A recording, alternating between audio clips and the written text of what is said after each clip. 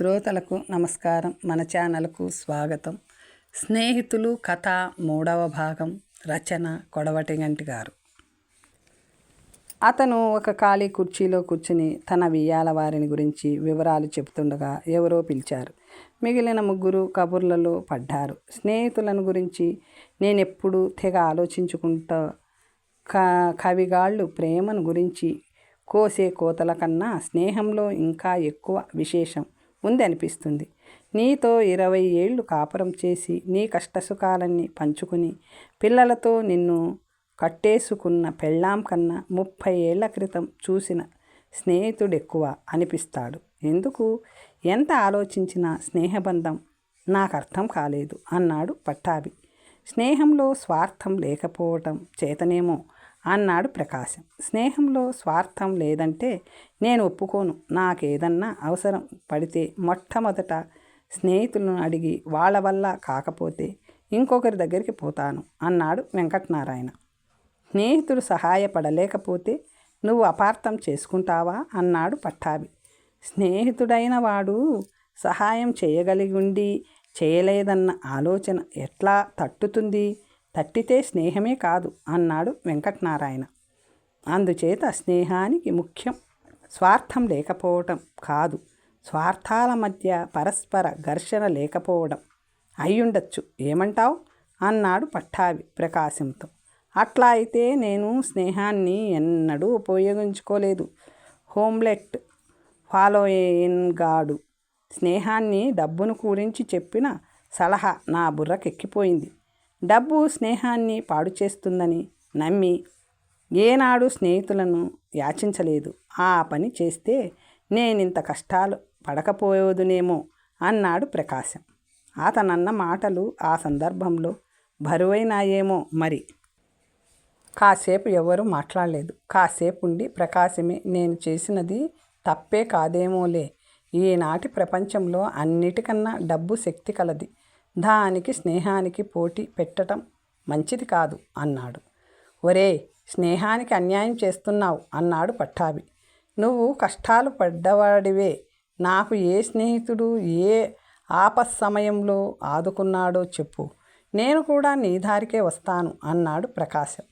ఏ స్నేహితుడు సహాయం చేయకుండానే నాకు జరిగిందనుకుంటున్నావట్రా ప్రకాశం? చాలాసార్లు చాలామంది సహాయపడ్డారు.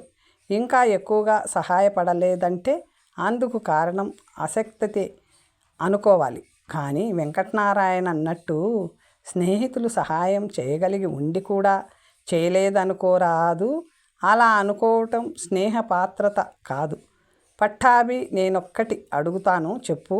నువ్వు సంసారంలో స్థిరపడ్డాక మంచి స్నేహితులను ఎంతమందిని సంపాదించావు అని అడిగాడు ప్రకాశం. పట్టాభి కొంచెం ఆలోచించి, ఎక్కువ మంది లేరు. ఎందుకు ఇలా అడిగావు అన్నాడు. కొద్దిమంది ఉన్నారనుకుందాం. నీకు స్నేహితుల ఆలోచన రాగానే వాళ్ళేనా జ్ఞాపకం వచ్చేది?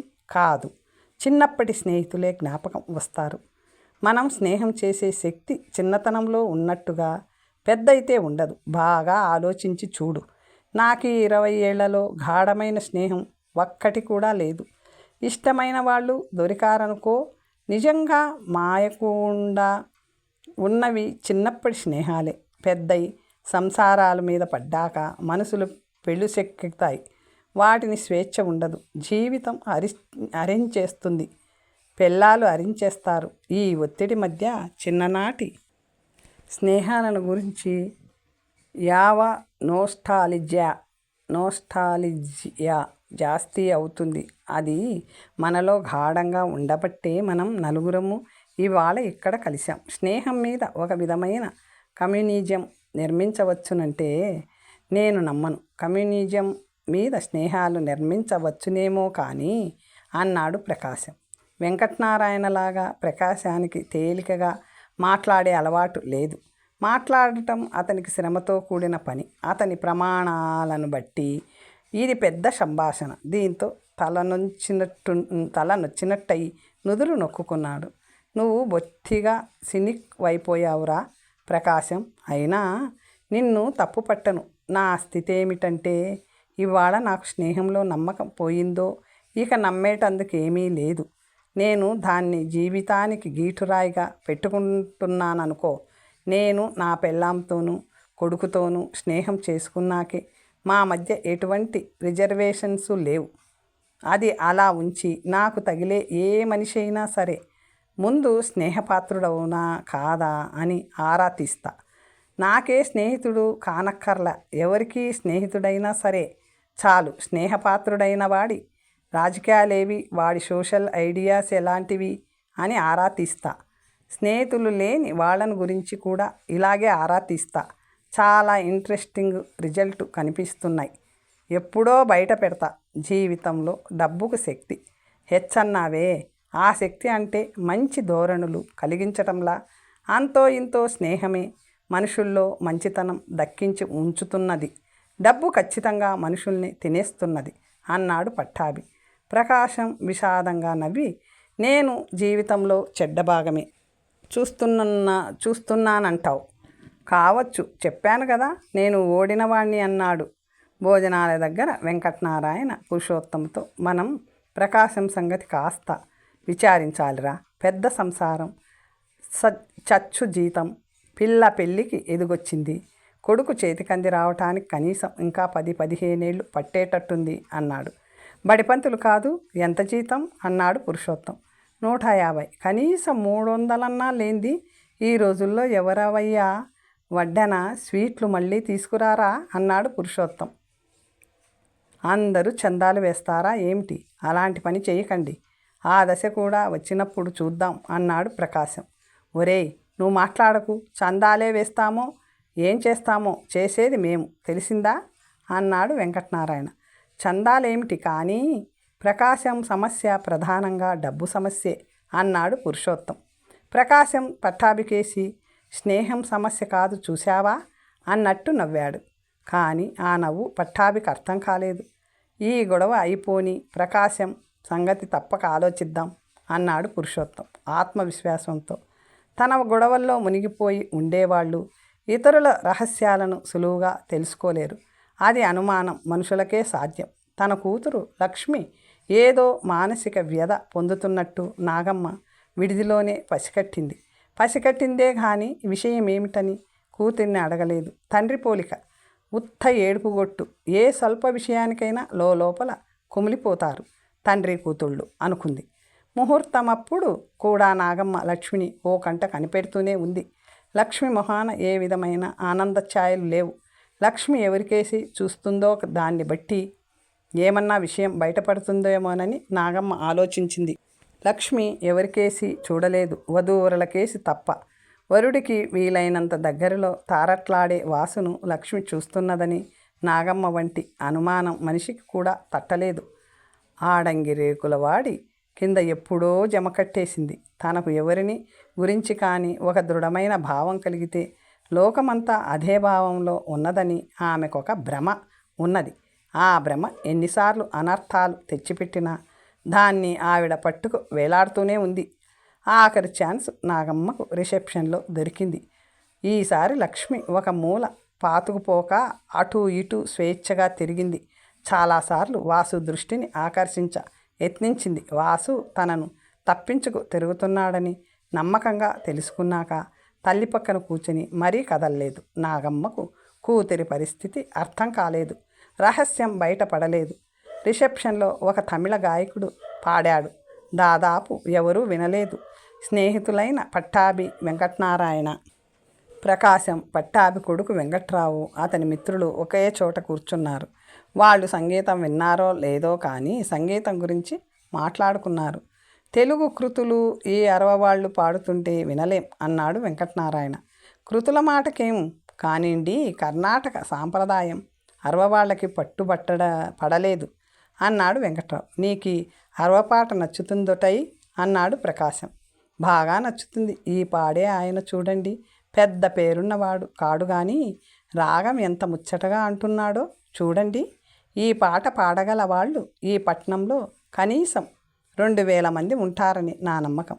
అందరూ పాట కచేరీలు చెయ్యరు, కొందరు గుమస్తాలుగా ఉన్నారు అన్నాడు వెంకట్రావు. వీళ్ళకి రాగము తాళము ఉన్నాయి కానీ భావం తక్కువ. ఈ కర్ణాటక సంగీతాన్ని చివరకు అరవవాళ్లే కూని చేసేస్తారు. చూస్తూ ఉండు అన్నాడు వెంకట్రావు పక్కన కూర్చున్న మిత్రుడొకడు. భావమేమో గాని పాటలో సుఖం కోసం ప్రయత్నిస్తే బాగుండు. వీళ్ళకి సుఖమైన పాటలో నమ్మకం లేదు అన్నాడు ఇంకొక మిత్రుడు. మీ నాన్న పక్కన కూర్చున్న అబ్బాయి ఎవరే అన్నది నాగమ్మ లక్ష్మితో. ఏమో నాకు తెలీదు అని కసిరింది లక్ష్మి. ఆ కోపం తల్లి మీద కాదు, వాసు మీద. నాగమ్మ ఓడిపోయింది. బసకు తిరిగి వచ్చినాక ఆమె కూతుర్ని ఎందుకే అట్లా ఉన్నావు అని లాలూచిగా అడిగింది. లక్ష్మి చాలాసేపు ఏమీ లేదని దబాయించింది. చివరకు వాసుకెందుకో నా మీద కోపం వచ్చింది. రైల్లో కూడా సరిగానే ఉన్నాడు. రైలు దిగినప్పటి నుంచి నాకేసి చూడడు, పలకరించినా పలకడు అన్నది ఏడవటం తరువాయిగా. ఇంతే కదా అన్నది నాగమ్మ. లక్ష్మి చెప్పినది ఆమెకు అర్థమైపోయింది. వీలు చిక్కగానే నాగమ్మ తన మొగుడితో, మీ కూతురికి ఉన్నట్టుండి ప్రేమ పుట్టుకొచ్చిందండోయ్, వెంకటనారాయణ గారబ్బాయి వాసు మీద సంబంధం దొరికిపోయింది. తాంబూలాలు పుచ్చుకోవటమే తరువాయి అన్నది. ఆవిడ వాసును చూసినప్పుడు చిన్న టిక్ పెట్టి ఉంచింది. లక్ష్మితో అతను స్నేహంగా ఉండటం చూసి ఇంకొక టిక్ కలిపింది.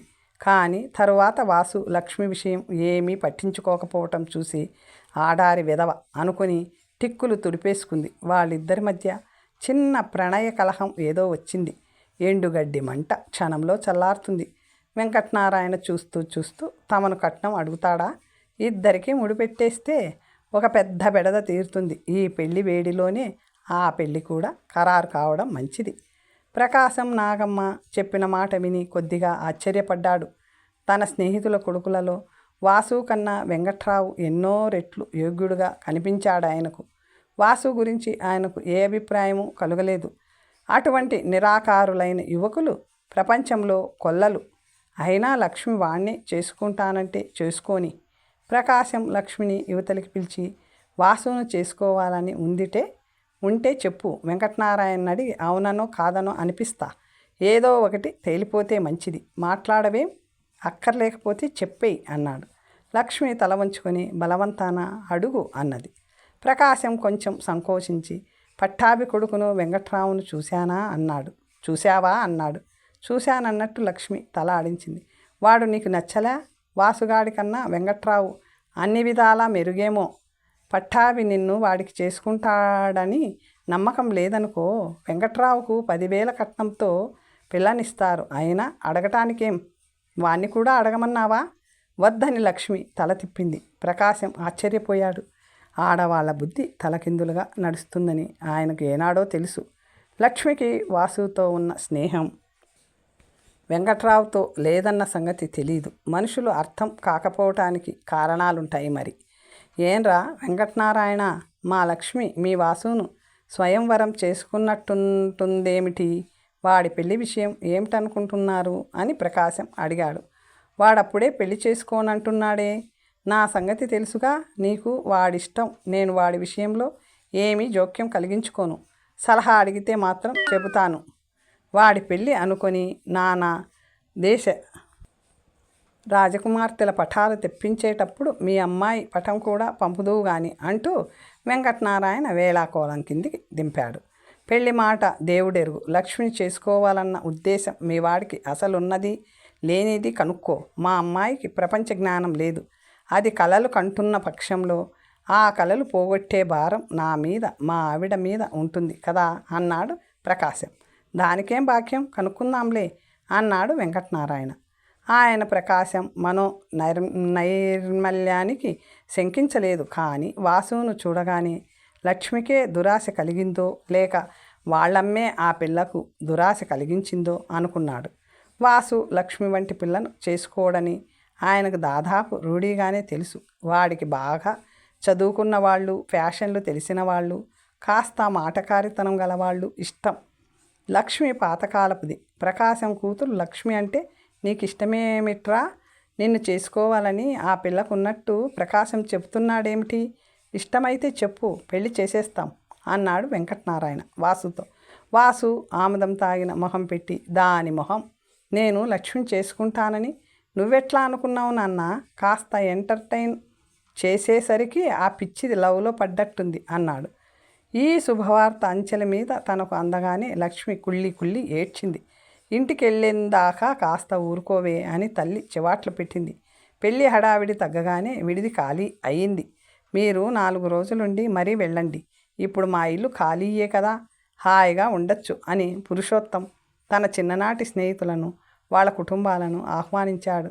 దుష్ట చతుష్టయం భార్యలు ఒకరినొకరు తెలుసుకోవటానికి మంచి అవకాశం దొరికింది. వాళ్ళు ఒకరినొకరు కొంచెం కూడా నచ్చలేదు. ఈ సంగతి తమ భర్తలకు విడివిడిగానే తామే చెప్పుకున్నారు. మగవాళ్ళు తమ పెళ్ళాలు రహస్యంగా చెప్పిన మాటలు కలబోసుకున్నారు. ఆడవాళ్ళ మధ్య సహజ శత్రుత్వం ఏమిటో ఉందర్రా. అందరూ కలిసి మందల్లో ఉంటున్న కాలంలో కుటుంబాలను విభజించి రెచ్చగొట్టినది ఆడవాళ్ళే అయి ఉంటారు. పెళ్ళిళ్ళు, కుటుంబాలు, అవిభక్త కుటుంబాల నుంచి విభక్త కుటుంబాలు, ఇటువంటి ఏర్పాట్లన్నిటికీ ఆడవాళ్ళే మూల కారణం కావచ్చు అన్నాడు వెంకటనారాయణ. పూర్వకాలపు సమాజాలు చీలిపోయినప్పుడు ఒక్కొక్క జట్టుకు ఆడది నాయకురాలట. ఆవిడ పేరే ఆ జట్టంతా పెట్టుకునేదట. అందుచేత నువ్వన్నది నిజమే కావచ్చు అన్నాడు పట్టాభి. ఎప్పుడో జరిగిన దాని మాట చెబుతారేమిటి? ఈనాడు చూడరాదు. మొగుళ్ళను బట్టి మారుతున్న ఆడవాళ్ళు చాలా తక్కువ. మనమంతా పెళ్ళాలను బట్టి మారిన వాళ్ళమే అన్నాడు పురుషోత్తం. ఆయన తన భార్యతో మాట వరుసగా పాపం ప్రకాశం 150 రూపాయల మీద 5 పిల్లలతో ఈదుకొస్తున్నట్ట అన్నాడు. 150 రూపాయలు వస్తుంటే తీపురమా? ఆయన పెళ్ళాం గవర్నర్ చెల్లెలు చేసే ఆలోచనలకి తక్కువ చేయదే అన్నది పురుషోత్తం భార్య. వధూవరుల నిమిత్తం ఒక ఎక్స్కర్షన్ ఏర్పాటు చేశారు. వాళ్ళు చిన్న కారులో మహాబలిపురానికి, తరువాత కంచికి వెళ్ళి ఇంటికి తిరిగి వచ్చేటట్టు ఏర్పాటయింది. వాళ్ళ వెనక 3 కార్లల్లో పురుషోత్తం కుటుంబం, అతని స్నేహితుల కుటుంబాలు బయలుదేరాయి. వ్యాన్లో సామాన్లు, వంట పాత్రలు వచ్చాయి. పక్షితీర్థం నుంచి దిగి వచ్చేటప్పుడు అసలు పెళ్ళి కన్నా ఈ ప్రోగ్రాం బాగున్నట్టుందేమట్రా అన్నాడు వెంకటనారాయణ ప్రకాశంతో. నేనన్నమాట ఏమైంది అన్నాడు ప్రకాశం. వెంకటనారాయణకు ప్రకాశం ప్రశ్న చప్పున అర్థం కాలేదు. ఓ అదే, వాసును కదిలించా. నేను నీతో ముందే అన్నానే, వాడికి పెళ్ళి ఆలోచన ఏ కోశానా లేదు. మీ అమ్మాయిని అంత సెంటిమెంటల్గా ఉండొద్దని చెప్పు అన్నాడు ఆయన. చెబుతాలే అన్నాడు ప్రకాశం. ఇంకా మేం పోతామర్రా, 2 రోజుల్లో తిరిగి వస్తామని చెప్పాం. 4 రోజుల కన్నా పోకపోతే ఎట్లా? పిల్లల్ని ఎవరి మీద వదిలొచ్చాం అన్నాడు ప్రకాశం. నీ కూతురి పెళ్ళి భోజనం ఎప్పుడో సుమామా అని పట్టాభి అడిగాడు. అవకాశం చూసుకొని ప్రకాశం పట్టాభితో తన కూతురు వాసుని చేసుకుంటానన్న అభిప్రాయం ప్రకటించటము, వాసుకు అటువంటి అభిప్రాయం లేకపోవటం చెప్పాడు. అది వాసును చాలా ఏళ్లుగా ఎరుగునా ఏం అన్నాడు పట్టాభి. లేదురా, ఒక్కరోజు వాళ్ళ ఇంట్లో ఉన్నాం. వాసు దాన్ని కబుర్లు చెప్పి ఎంటర్టైన్ చేసినట్టుంది. దాని మొహంలే. నీకు దగ్గరలో అయిన సంబంధం లేకపోతే మా వాడికి చేసుకుంటాను. పెళ్ళి తేలికలో చేసేస్తాం. నువ్వు లక్షాధికారివి కావు, నేను కాను అన్నాడు పట్టాభి. మీ వాడిని అడగొద్దు అన్నాడు ప్రకాశం. మా వాడి సంగతి నాకు తెలియదట్రా. వాడు ఒప్పుకుంటాడు. మాట వరుసగా అడుగుతాననుకో, వాడు ఒప్పుకుంటాడు. నీకు సందేహం అక్కర్లేదు. సరే, నేను వెళ్ళి ఉత్తరం రాస్తాలే అన్నాడు ప్రకాశం. ఇంటికి చేరుకున్నాక ప్రకాశం తల్లి లక్ష్మితో వెంకట్రావు విషయం చెప్పాడు. వాసు లోఫర్, వెంకట్రావు ప్రయోజకుడు. ఏ ఒక్క విషయంలోనూ వాళ్ళని పోల్చటానికి లేదు. పట్టాభి చిన్ననాటి అభిమానం కొద్దీ ఈ పెళ్ళికి ఒప్పుకున్నాడు. కానీ మరెవ్వడూ ఒప్పుకోడు. ఈ 20 ఏళ్లలో నాకు అదృష్టమంటూ ఎదురయ్యింది ఇప్పుడే అని కూతురికి చెప్పాడు. నీకు అమ్మకు ఇష్టమైతే చెయ్యండి అన్నది లక్ష్మి. తనకిష్టమేనని ఆ పిల్ల తన నోటి మీదుగా అననే లేదు. లక్ష్మికి వెంకట్రావుకు పెళ్లి జరిగింది. లక్ష్మి మనసులో ఆనందం ఏమీ లేదు. ఏదో దూరపు గొంతు, ఈ రహస్యం ఎవరితోనూ చెప్పవు గదు అనే తలలో మెదులుతూనే ఉంది. వెంకట్రావు యోగ్యుడు, ప్రయోజకుడు, అందగాడు కావచ్చు. కానీ అతనిలో లక్ష్మికి రొమాన్స్ ఏమీ లేదు. అతను లక్ష్మికి కోరి తెచ్చుకున్న మొగుడు కాడు. సులువుగా దొరికినవాడు. అతనెంతో వీధుల్లో వెళ్ళే వందలాది యువకులు అంతే ఆమె ప్రాణానికి. వాళ్లలో వెంకట్రావు కన్నా అందమైన వాళ్ళు, ఇంకా పెద్ద ఉద్యోగాలు చేస్తున్నవారు ఉండరా? వాళ్లకు ఇతను తీసికట్టే.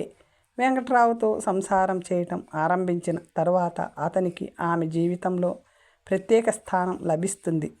పరిస్థితులు ప్రోద్బలం చేత ఆమె అతని కష్టసుఖాలు పంచుకోవటం జరుగుతుంది. జైల్లో కొద్ది గంటల సేపు కలిసిన వాళ్ళ మధ్య కూడా ఏదో అనుబంధం ఏర్పడుతుంది. అందులో ఏమీ లేదు. బతికున్నన్నాళ్ళు లక్ష్మి వెంకట్రావును ఇతరులతో పోల్చి అతనిలో లేని సుగుణాలను ఇతరులలో చూస్తూనే ఉంటుంది.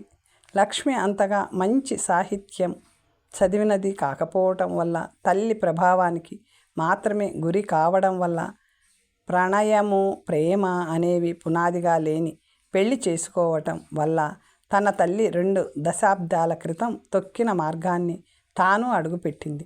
దేశంలో లక్షోపలక్షలుగా ఆడపిల్లలు ఇదే పద్ధతిలో సంసారంలో అడుగు పెడుతున్నారు కనుక లక్ష్మిలో ప్రత్యేకత ఏమీ లేదు. కథ సమాప్తం. మరొక మంచి కథతో తరువాత కలుసుకుందాం.